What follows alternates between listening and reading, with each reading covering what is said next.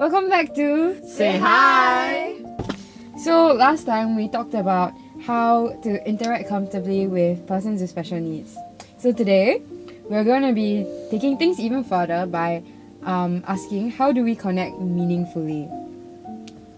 Because it's not just about being polite but also being able to be present, curious and respectful. So today I have two guests here with me. You can introduce yourselves. Hello. Hi, my name is Joseph. I am 20 years old. My diagnosis is autism. And my 3 fun facts are: number 1, I love to cross my legs when I stand. Number 2, I have a 2.4 timing of 9 minutes and 58 seconds. Third fun fact, I have not been to Haidilao. Please don't tell anyone. Same. Yeah, I'm Faith. I'm 21 this year. I don't have a diagnosis, but I'm just sharing from my own experiences with friends with special needs. Yeah, fun facts. Okay, I have once eaten 27 xiaolong baos in one go. Yeah, I've eaten 27 xiaolong baos in one go, which is crazy. I worked in a cat cafe before, and I can walk inverted. Wow. Interesting. Okay, so today we're going to be playing a game. Wow. So how this game is going to work is I'm going to give y'all a scenario and then y'all are going to have this image, dismissive or meaningful. And based on that scenario, you can hold up whichever you think fits the scenario, and then we can discuss it a bit also, because I think some of these scenarios are quite interesting and there's actually quite a few sides to look at it from. Yeah. Any questions?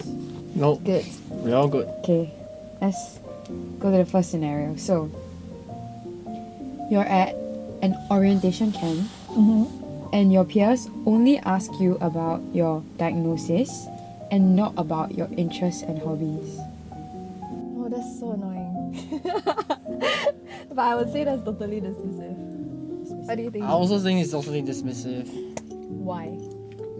Because firstly, I came to an orientation camp, and then the first thing you ask is about my diagnosis. Like, come on, man, surely why do you want to find out why do you want to find out the thing that's ugly inside me? Like, come on, can you just find something that's just more fun, more casual in a way? Like, can you don't poke on my disability, my diagnosis? Like, come on, there's better things to do than come on, in orientation camp, there's better things to talk about. Wow, Joseph, man. I love the passion.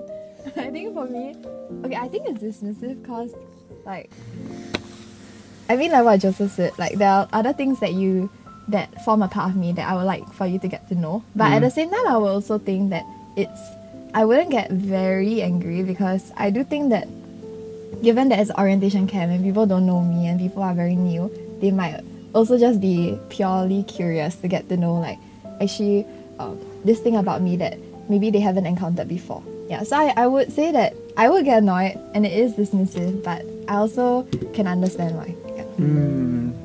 Okay, next scenario. So you're at your new workplace and among the 3 newcomers, you are given the least amount of work. Like the other 2 have a significantly higher workload. I think that is very dismissive. That made me more angry than the previous one. Wait, why? I think because if it's at work and it's a professional setting, I want to be evaluated professionally. I don't want to go there and then be treated as if I'm less capable than my other peers. I mean, because this is what I signed up for, right? Yeah. And I think that given that it's a work setting also, I think I'll feel quite bad about myself, because the image I'll get is that maybe I'm seen as lesser. Yeah, so I think that will be my perception going in, and I think I'll be quite hurt lah. I mean, I know technically it's better that I'm doing less work than other people, but so I can stack, right? but I think at the same time it will piss me off, because I just don't like that at a professional setting I still can't be taken seriously. I see. What do you think, Joseph? I think I can agree with your point in some way, but for me personally, I think this is actually meaningful. Wow, interesting. Well, because if you're given less work, this gives you more time to think about your life, think about your thoughts, like give some like time to ponder, give some time to like meditate and ask, oh, am I doing what? Is there anything I can improve on? Anything that, let's say, I shouldn't have said this, I shouldn't have said that. You know, like you have more time to like process, you have more time to like discover yourself more. And I think when you take this time to actually consult your inner self, I think you will do better at the lesser work you do. You know what I mean? Interesting. So it's like a quality over quantity. Yeah, that's what I was trying to drive. Like even with the lesser work, you can still be meaningful. Yeah. I feel like I will do better quality if I have more time thinking than just doing on the job. That's fair. So the next scenario is you go in for an interview, but instead of being asked about your work experience or what you're passionate about, your hiring manager only focuses on your limitations and how they can accommodate you. I think it's dismissive. Yes. I think I will say the same. Well, I would say the hiring manager is good to try and like accommodate me, like at least he or she is trying to understand me. But when you go for a job interview, you're there to like sell yourself out. So why are you trying to accommodate me? Like I'm literally like I want to prove to you that I'm your best candidate for this job. So I honestly don't care if you try to accommodate me. I just want to show you who I truly am. I want to give you my best to you. Wow, Joseph, I got triggered again. I think for me, I think it's dismissive because I think quite similar to what Joseph said. If I'm there for a job, I would like for you to learn actually about like my professional capabilities, also other than my condition. But I also feel like I understand why the hiring manager would want to know, because as an employee, that would be what they have to support me in. And I do appreciate that they are trying to accommodate. So I think I can give them the benefit of the doubt in some sense. But it would still seem, if they only focus on my condition, it would still seem a bit like dismissive. Okay, next scenario. Next scenario. So, you're participating in a community sports day designed for people with special needs. But the other players and volunteers only ask you about your condition instead of talking about like your favorite sports or how you like to train. I would say it's meaningful. Like, let's think back about the scenario.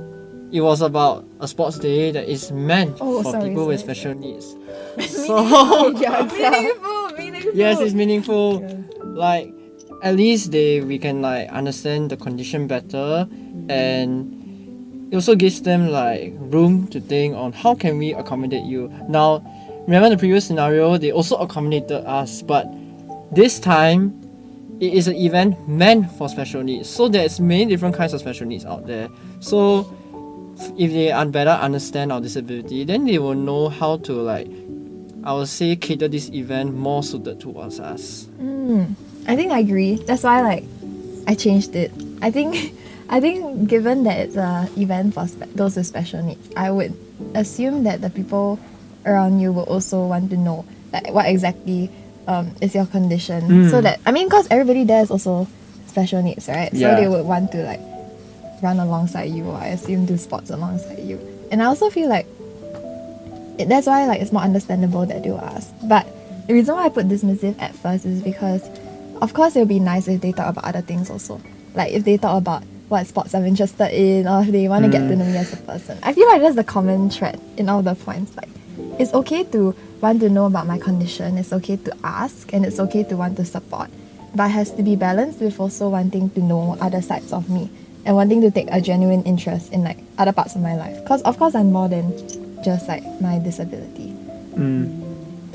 Now we go online for the next scenario. Wow. So you join a Discord server. Wow, I'm an e-gamer. No. Sure. Okay. So you join a Discord server and for fans of a popular game. And people introduce themselves by like their favorite characters or their gaming styles. So when you share your username, Others ask you what rank you've reached and invite you to play. I would think it's dismissive because firstly they change topic without me knowing, and if I can choose I will actually feel offended. But because I am a nice guy, I won't be offended at this. Nice guy, Joseph. So you asked me, you guys were talking about what's your favorite character and what game style you play, and then you suddenly ask me, oh, what rank? I will be willing to share with you, but I think I'll be more willing to share with you if you actually want me to help. If I actually continue what you guys were talking about earlier. And in a way, I want to feel like I actually belong to the team and I actually have some value, that I am, I feel that I am important. That's fair. Like you want to be known for more than just like your rank. Yeah, because the rank honestly is just a measure of how good you are, skill level, and that's not really, that one only tells people how good you are. But then when you share like what you like, I think it helps to understand the person more. You play ML? No, I play Brawl Stars. Wow, what rank are you? I think it's meaningful because I think personally how I'll take it is that actually they want to include me and they want me to be a part of their game. So I think I would focus on that part more than maybe them just talking about my rank. Anyway, I also like showing off my rank. So I think if people ask me like, how good are you? I'm like, actually I'm super good. And then if they ask me to play, I'm like, wow, you want to play with me? Wonderful. Wow, that's a way to earn aura. Wow. Last scenario. So, you show up to an audition for a play, and the director doesn't focus on your support needs, but instead they ask what roles you've played before and what kind of characters you love. And after your audition, they comment on your expression and stage presence and not on your diagnosis. I think this is the best scenario so far. Same, I actually agree with you. Yeah, I think I like it because firstly, if I'm auditioning for a play, then much like the work scenario actually, but what I want you to focus on is like my acting capabilities, my talents, my passion. And I really enjoy that the director took the time to bother to ask me about that and focus on that in his judgment rather than that other things like my condition maybe like cause a bias or cloud his like estimation of me. Yeah, so I really like how the fake director handled it.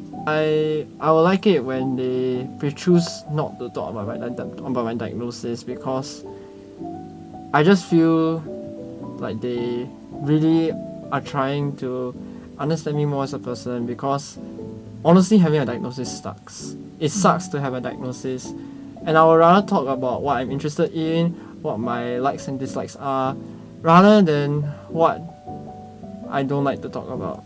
And that's the reason why I say it's meaningful. And I also say it's meaningful because I thinking of how can I be of value to let's say this organization that I'm auditioning for.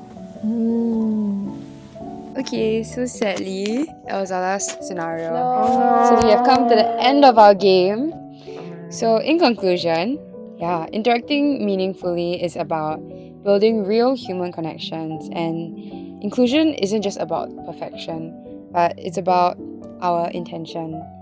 When we focus on a whole person, we get to know their passions, their potential, their personality, and we move from being just polite to actually being truly present and truly getting to know this person.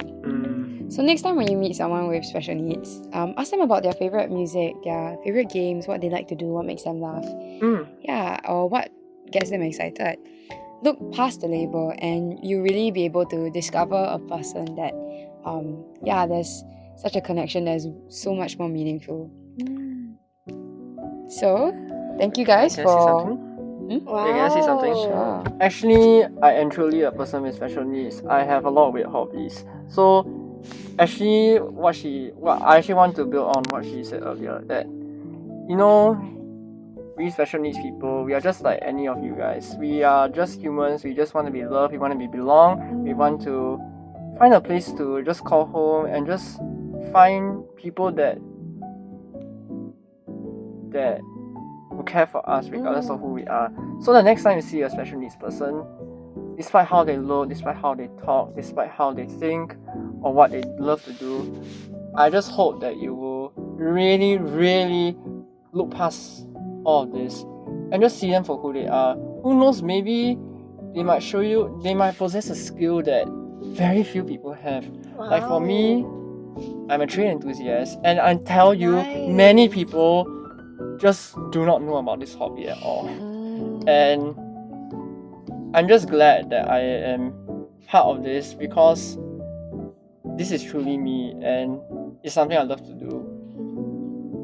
So hope you all enjoyed the game, and thanks for watching. Don't forget to Say hi!